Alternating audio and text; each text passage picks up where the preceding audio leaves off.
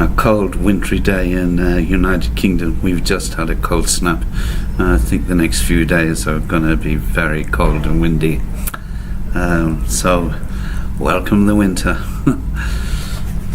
I met some three wonderful people yesterday in this very pub on the table next to me, which is that way.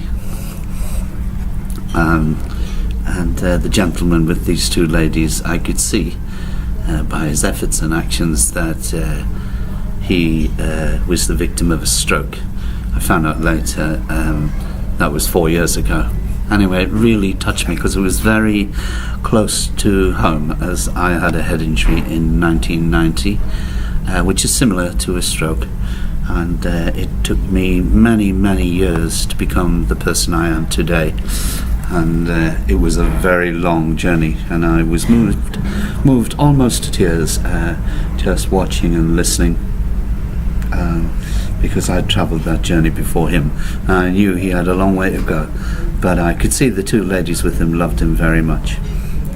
I'm sure they were relatives, possibly his wife and mother, I'm not sure, but they were very close to him. So I wrote a poem about that this morning. It's called Close to Home. I gave way, watched closely and waited, urged him to take his time as he scaled what I knew was for him yet another Everest on his long journey to recovery, this Everest being a flight of no more than 10 steps, with his ascent supported by a love and hope in the form of someone whom I guessed was very close.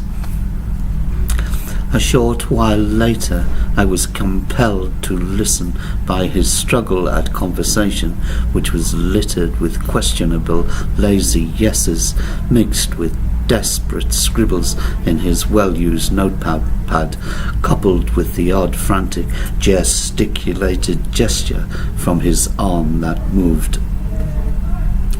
This was Hammersmith, a hub in the heart of London, but it could have been anywhere, because stories of journeys like his can be found anywhere, at any time of any day.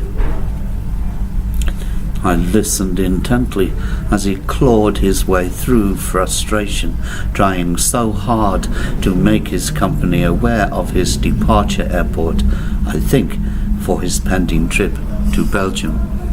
Gatwick, said one, Heathrow, the other, over and over repeating, but their knowledge of London failed them, and I wanted so much for him to speak that I found I spoke for him and out loud.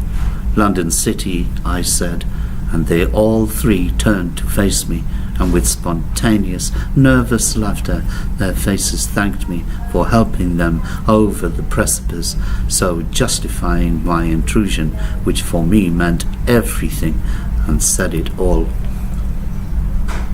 We all have a journey to travel. Quite often we travel through fog. For some the gradient is shallow, for others it is a steep incline. But I've never known a mountain to be insurmountable, and there's never been a journey without end. And that, my friend, is where real courage and hope can always be found, within the heartstrings and close to home.